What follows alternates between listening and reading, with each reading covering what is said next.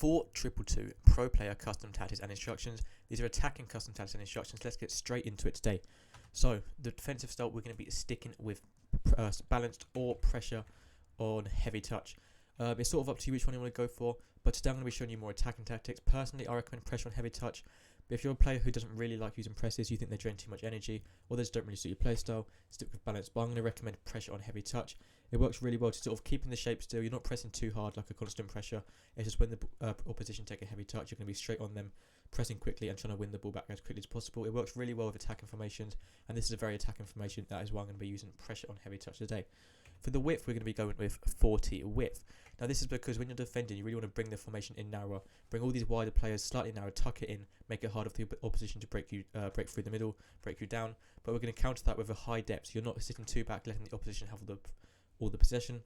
Playing 70 depth, so 70 and above depth, if you don't know, gives you an automatic offside trap. So I do recommend doing that. So making it much narrower, but still playing a very high line, trying to win that ball back quickly with the pressure. And when we do win the ball back, we're already in a good position because we're higher up the pitch than we would be. For this build-up play, I recommend a slow build-up. It gives you time. As you can see, we're using 60 width. I recommend about 60, maybe even up to 70 width. You can sort of go in the middle if you want. I play on about 62 normally. Seems to be about the right spot. But it just means your left cam and right cam. So here I've got Son and Awa. I don't know how you say his name. I'm not going to bother. This isn't my main team anyway. But basically, it means those players are going to be sort of much more up against the touchline. If you watch Man U in real life, you'll see how Ranieri plays the 4-2-2 often. Those players, you want them out wide. Same with the 4-2-3-1. 4-2-3-1 doesn't actually have wingers. I'm not quite able to find it now. 4-2-3-1 doesn't actually have wingers. Here it is. But you see those two players, so Ronaldo and Awar, whatever his name is, in this case, do actually push out wide. The same with the 4-2-2. They're sort of like cams. You can play them narrower sometimes, but sometimes they'll push out wide, which can be useful in both circumstances. So I recommend playing wingers there, or just cams. They will work fine, and they'll still sometimes push out wide, which is why we're using 62 width. Slow build up to give them time and give you time to sort of pass it around, wait for your players to make runs. There's no need to rush into it. You can hold on to possession well with this formation, wait for the right opportunity to make a run, and obviously you're going to be using forward runs to encourage your players to make forward runs. It is literally self-explanatory really, and it works so well on every single formation. I always recommend forward runs. For the width, we're using 62 like I've said already. Players in box on 6 to push more players forward, really push your players into the opposition box, overloading that box, creating more opportunities and more pretty much attacks. Corners on 3 and free kicks on 2, just to be overloading that box once again. 2 strikers, I recommend stay central, staying in the centre of the pitch in line with the opposition goal, and letting your wide players do the work out wide. Getting behind, making forward runs behind the opposition defence, helping out with it works well alongside, so where is it? Works well alongside using the forward runs thing. I can't bother to go back now. Sorry, I'm messing this up. So stay central, get in behind, and also recommend basic defence support.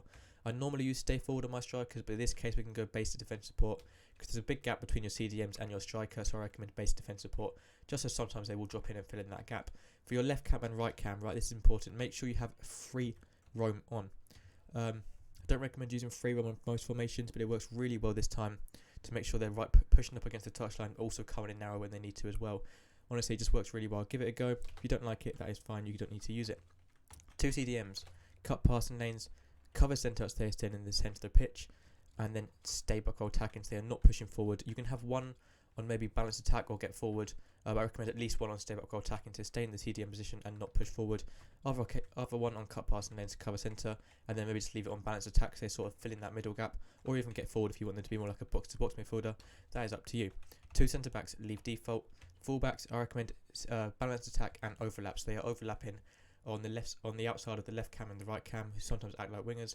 It can be quite useful if you really don't want to use this, and just use mixed attack and stay back or attacking, so they're staying back in the defensive line at all times, but I prefer them overlapping. This gives you more attacking options. Lastly, for your goalkeeper, comes to crosses, it's your keeper's coming off his line more to defend corners and crosses. Sweeper keeper as well, so he's been more aggressive, coming outside his box, challenging the opponent for loose balls and through balls. And that's the 4-2-2 formation. That's pretty much all you need to know. If you've got any questions, let me know in the comments. I'll reply as quickly as possible if I didn't explain anything very well. I know I'm speaking quite quick, so sorry if you didn't sort of misunderstood something. I can explain it in the comments if you want me to. But that is everything today. You can see the tactics one more time here. Hope you have a good rest of your day. Enjoy using this formation. Hopefully I'll see you again soon. Goodbye.